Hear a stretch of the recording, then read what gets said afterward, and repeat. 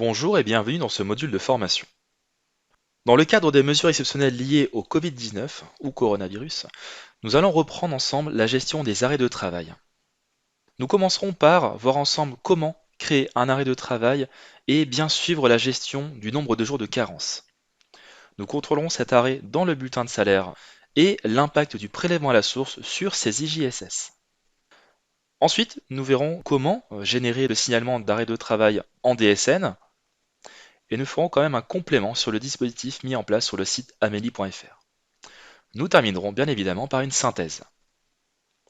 Création d'un arrêt de travail. Lançons-nous dans la création d'un arrêt de travail. Gestion arrêt de travail.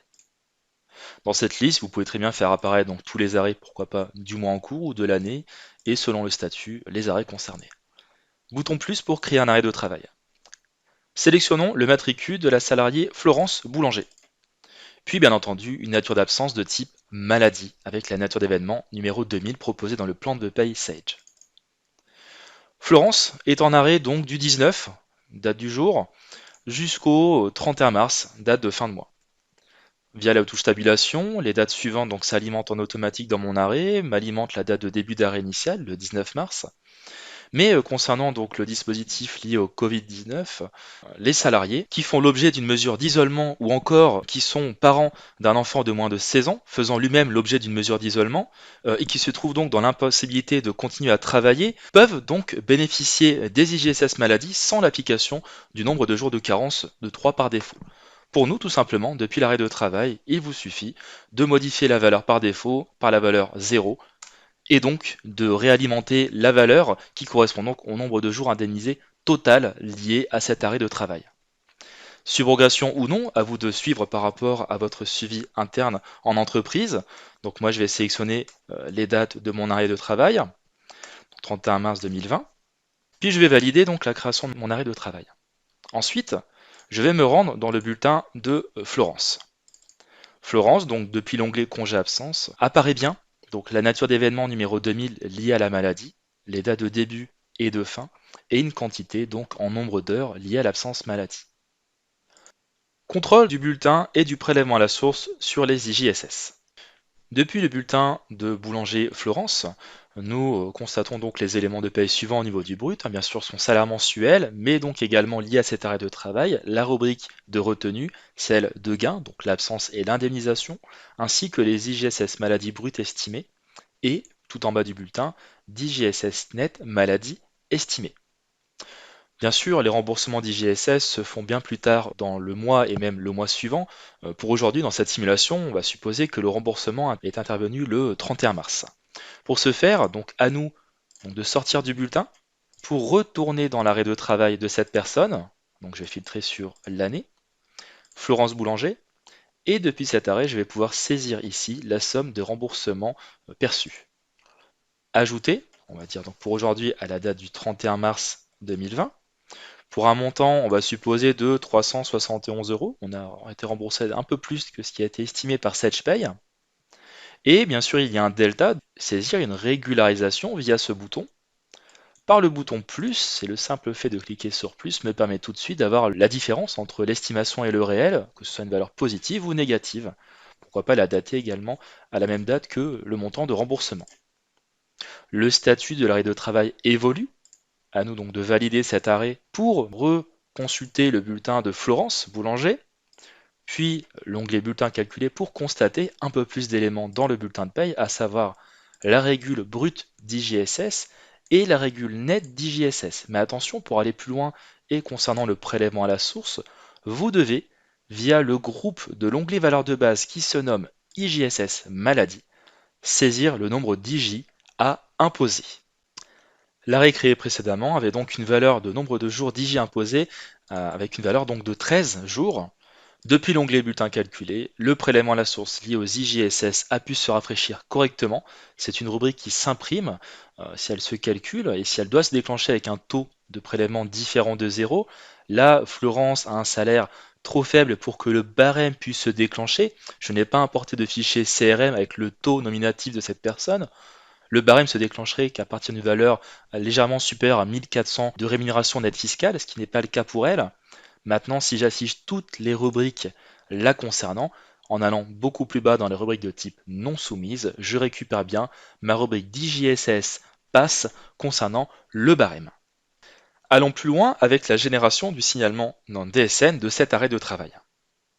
Toujours depuis la liste des arrêts de travail du menu Gestion arrêt de travail, à nous de sélectionner le ou les arrêts concernés par votre futur signalement, puis par le bouton DSN arrêt de travail en haut de cette fenêtre. À vous de sélectionner l'un des différents choix, nouveau arrêt de travail et reprise, arrêt sélectionné, donc pourquoi pas dans mon cas de figure, ou les salariés arrêtés ou repris à déclarer entre telle date et telle date, ou juste d'ouvrir le logiciel Sèche Déclaration Sociale via l'accès direct. Je vais sélectionner arrêt sélectionné.